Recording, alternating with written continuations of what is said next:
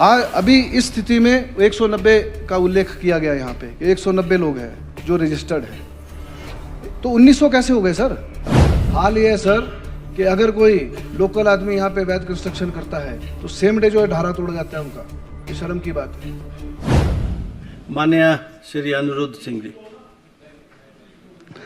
अध्यक्ष महोदय, मैं सबसे पहले धन्यवाद करना चाहूँगा आपको, जो आपने नियम 62 के अंतर्गत जो प्रस्ताव आया है बलबीर सिंह वर्मा जी का और आदरणीय हरिहरी जनार्था जी का, उसमें आपने मुझे बोलने का मौका दिया।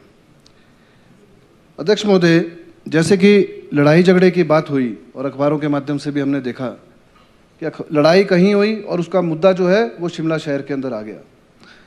मैं कुछ वास्तविक स्थिति इस बारे में सदन के सामने, आपके माध्यम से माननीय मुख्यमंत्री को अवगत कराना चाहूँगा। लड़ाई झगड़ा हुआ मल्याना में, उसको लेके 6 लोगों के ऊपर FIR दर्ज हुई। अध्यक्ष महोदय, मैं बताना चाहूँगा, जिसमें से 2 जो हैं वो माइनर थे और सभी के सभी जो है मैं समझता हूँ मुजफ्फरनगर के बाशिंदे थे सर।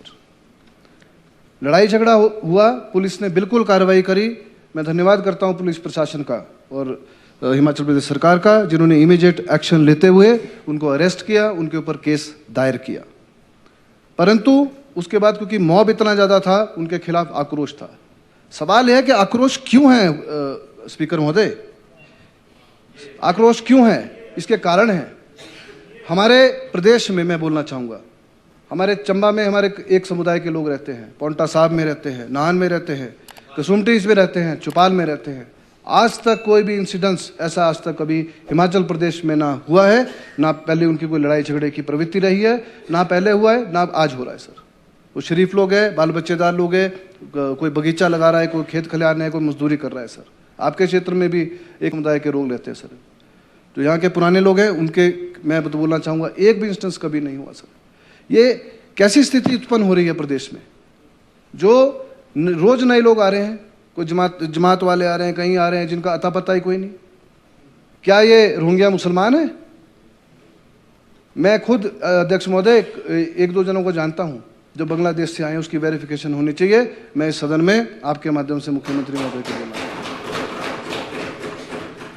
अभी इस स्थिति में 190 का उल्लेख किया गया यहाँ पे, 190 लोग हैं जो रजिस्टर्ड हैं, तो 1900 कैसे हो गए सर? आप किसी भी बाजार में चले जाइए, चाहे संजोली बाजार चले जाइए, चाहे ढली चले जाइए, कसुमटी चले जाइए, लक्कड़ बाजार चले जाइए सर, जगह जगह पे लोगों के चलने की जगह नहीं है। मैं आपसे मांग करता हूं कि इसको जो हटाया जाए, 190 लोगों की वेरिफिकेशन करी जाए और बाकी जो है साफ करे जाए sir. It is not a question about legal illegal sir. Court case चलाती है, म्यूनिसिपल कॉर्पोरेशन में केस चल रहे हैं सर, कईयों के चल रहे हैं, हम लोगों के भी चलते हैं, उसमें क्या है। परंतु मैं हैरान, उसकी भी स्थिति आपके सामने लेके आ रहा हूँ सर, उसकी बिल्कुल स्थिति ला रहा हूँ। मैंने रिपोर्ट मंगाई है MC कॉर्पोरेशन से, जिसका बाद में मंत्री जी और माननीय मुख्यमंत्री जी बोलेंगे। ये सबसे पहले तो मैं बोलना चाहूँगा कि 2010 पहले 1950-60 में कभी होगा सर? सबसे पहले तो क्या प्रशासन से मंजूरी ले गई मस्जिद खोलने की? यहाँ एक बार कोई मंदिर खुले तब जो है प्रशासन पहुँच जाता है? कोई भी धार्मिक संस्थान खुले उसके लिए गवर्नमेंट की परमिशन ज़रूरी होती है सर। मैं किसी समुदाय के खिलाफ नहीं हूँ सर, खुले, लेकिन उसकी परमिशन जरूरी है सर। बिना परमिशन के इन्होंने काम शुरू किया। 1950-60 जैसे बोल रहे, 2010 में शुरू आया सर, मेरे पास पूरा मैं रिकॉर्ड में यहाँ भी दूंगा सर। 2010 में काम शुरू किया सर। उसके बाद अवैध निर्माण किया गया, विवरण जो है वो उस टाइम जो है 110 स्क्वायर मीटर, 250 स्क्वायर मीटर, मतलब 2500 स्क्वायर फुट का जो है इलीगल कंस्ट्रक्शन करी गई। उसके बाद 2012 में पुनः सुनवाई हुई सर, उसकी सुनवाई हुई 2012 में दोबारा। उसके बाद भी ये लोग माने नहीं सर, अवैध कंस्ट्रक्शन चलता रहा। हाल ये है सर कि अगर कोई लोकल आदमी यहाँ पे अवैध कंस्ट्रक्शन करता है तो सेम डे जो है ढारा तोड़ जाता है उनका। ये शर्म की बात है। इसके अतिरिक्त 2000 में सर, पढ़ के भी बता रहा हूँ, इसके अतिरिक्त दिनांक 26/6/2013 को मामले की सुनवाई के प्रतिवादी में मस्जिद को एग्जिस्टिंग प्रपोज्ड प्लान्स को मांगा गया सर, और उसमें त्रुटियां पाई गई हैं और फ्रेश ड्राइंग भी मांगी गई। और हैरानी की बात तो यह है सर, ये इट इज़ इम्पोर्टेंट कि प्रतिनिधि द्वारा, क्योंकि 2010 में केस चल रहा था सर, ये नोट करने वाली बात है। 2019 में सर 4 अतिरिक्त मंजिलों का अवैध निर्माण हो चुका था सर। 2010 में जब केस चल रहा था तो 2019 तक 4 मंजिलें कैसे बनी सर? प्रशासन कहाँ सो रहा था? म्युनिसिपल कॉर्पोरेशन कहाँ सो रहा था सर? वो क्यों नहीं उसको तोड़ा गया उस टाइम? फिर भी सुनवाई कर रहे हैं कि आपने अवैध जो है कंस्ट्रक्शन करी गई। इसके साथ सर आज जो है, आज रिपोर्ट भी मेरे सामने आई है, आज के समय में 590.82 स्क्वायर मीटर मतलब 6357 स्क्वायर फुट सर अवैध बनाया गया, जो बड़ी शर्म की बात है। लोगों को चक्कर मार। और इसके हैरानी वाली बात तो सर ये है, मेरे को हैरानी ये है कि 2023 को सर 2023 को कॉरपोरेशन को पता चल रहा है कि जिसके खिलाफ जो सुनवाई में आ रहा है उसका कोई लेना देना ही नहीं है उसका। तो बड़ी शर्म की बात है सर, उसका पता ही नहीं है। बाद में वर्क ऑफ बोर्ड तो बाद में आया, पहले तो व्यक्ति के नाम ही केस चला रहे थे। क्या कागज नहीं देखे अधिकारियों ने सर? ये मतलब हैरानी वाली बात है सर। 10 साल बाद उनको ध्यान आ रहा है कि जिसके खिलाफ केस है वो तो प्रतिवादी बन ही नहीं सकता sir, he can not respondent बन ही नहीं सकता वो। उन्होंने वर्क ऑफ बोर्ड को सर उस टाइम जो है वो ट्रांसफर किया गया। एक और हैरानी वाली बात है सर, मैं ये टेबल पे ले करने जा रहा हूँ। जमीन जो है, जो उसकी जमीन बताई जा रही है, वो मालिकाना हक जो है हिमाचल प्रदेश सरकार के पास है सर, और उसका सिर्फ कब्जाधारी है। मैं आपके माध्यम से माननीय मुख्यमंत्री जी को भी बोलूँगा, मैं ये रिपोर्ट ले कर रहा हूँ कि वो जो है उनका कब्जा जो है उससे वो जो है ख़त्म करा जाए, और हिमाचल प्रदेश सरकार मालिक है, जो हिमाचल प्रदेश जो सरकार जो है उसका बिल्कुल कब्जा अपने पास ले। ये मैं टेबल पे ले कर रहा हूँ सर। कि इतने हज़ारों केस चले सर, चाहे बिल्डिंग का है कुछ है, इतने रोज चलते हैं। तो इसके होने चाहिए। कोई भी सर रही धरने देने की बात सर, कि कसुम्पटी विधानसभा क्षेत्र से आए या चौपाल से आए या कहीं से आए सर, हिंदुस्तान एक फ्री मुल्क है। आज़ादी ऐसी नहीं हुई सर, आज़ादी में पूरे देश के लोग जो है शामिल थे, हर प्रदेश के लोग शामिल थे। तो मैं ये समझता हूँ कि कोई भी गलत काम के खिलाफ, चाहे वो काउंसलर्स हों, मैं धन्यवादी हूँ काउंसलर्स का जो खड़े होने की जिन्होंने हिम्मत रखी सर, उन तीनों काउंसलर्स का मैं धन्यवादी हूँ, और सभी लोगों का भी धन्यवादी हूँ जो उस आंदोलन में आए। ऐसा नहीं कि मुझे जानकारी नहीं थी, मैं पूर्ण जिम्मेवारी लेता हूँ उस आंदोलन की। मैं आज बोल रहा हूँ सदन में, जिम्मेवारी से बोल रहा हूँ सर मैं। हम और हमारी सरकार सर, हमारी सरकार और हम किसी के खिलाफ नहीं है सर। कोई कास्ट हो, क्रीड हो, रिलीजन हो, वो कौन किस समुदाय से आता है, यहाँ हिमाचल प्रदेश में सबका वेलकम है सर। लेकिन मैं माननीय मुख्यमंत्री जैसे भी आपके माध्यम से मैं आग्रह करूंगा, जो कि हमारे को चेक रखने की जरूरत है सर। पहले पता करा जाए कितने लोग जो है सम्मिलित है, प्रशासन से, पुलिस प्रशासन से लिए जाए सर, कितने लोग चिट्टे में सम्मिलित है सर, कितने लोग हैं सर सम्मिलित, ये लिया जाए सर। उनके कहाँ के वो लोग हैं। अगर क्राइम हो रहे हैं, रॉबरी, आज संजौली बाजार में छोड़ो परे, लोर बाजार में, चाहे लोर बाजार सुरंग के अंदर औरतों का सर चलना मुश्किल हो गया। ये मैं बोलना चाहूँगा आपको। ऐसे कमेंट पास होते हैं, मैं व्यक्तिगत गवाह हूँ उस बात का। मैं आज क्राइम हो रहा है, ड्रग्स का क्राइम हो रहा है, चोरियाँ हो रही हैं सर।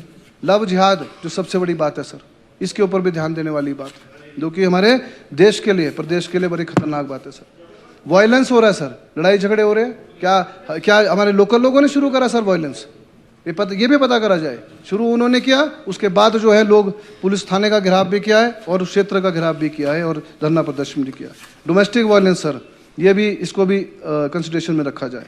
मैं मुख्यमंत्री महोदय से भी डिमांड करता हूँ सर, प्रॉपर वेरिफिकेशन होनी चाहिए। कोई भी प्रदेश में आदमी जो काम करने वाला आएगा, और प्रदेश जो है वो हिमाचलियों के लिए है सर। उनको अगर क्या करते हैं सर, पहले आएंगे, बैठेंगे, फिर तहबाजारी का लाइसेंस ले लेंगे, बाद में कोर्ट में जाएंगे कि तहबाजारी को उठा नहीं सकते सर। 190 का पूरा डाटा बहुत बढ़िया लेके आए हैं सर। ये केवल मात्र हिमाचली बोनाफाइड होना चाहिए, वही तहबाजारी हो सकता है सर। ये कानून आना चाहिए, पॉलिसी जो है वो फ्रेम होनी चाहिए सर, और जो बड़े स्ट्रिक्ट एक्शन होना चाहिए सर। जो अनऑथराइज्ड बैठ रहे हैं, जो पीडब्ल्यूडी और एमसी की सड़कों पे जो है ये बाहर से आके बैठ रहे हैं सर, उनके ऊपर प्रॉपर एक्शन होना चाहिए। और ये जो मैं बताना चाहूँगा, एक और मैं डिमांड करता हूँ सर, ये जो, क्योंकि अभी पेशी जो है 7 तारीख को लगी है सर, शनिवार को। मैं प्रशासन से भी बोलता हूँ कि 10 साल हो गए हैं सर, 10 साल नहीं 14 साल हो गए हैं। 2010 से 2024 हो गया सर। अभी तक 44 पेशियाँ लग चुकी हैं, 44 पेशियाँ लग चुकी हैं सर। लेकिन आज तक, पहले तो यही नहीं पता इनको ज़मीन किसकी है, नक्शा कैसे पास हो सकता है सर सरकार की ज़मीन के ऊपर, चाहे कब्जाधारी भी हो। एमसी क्या दूसरे का करता है?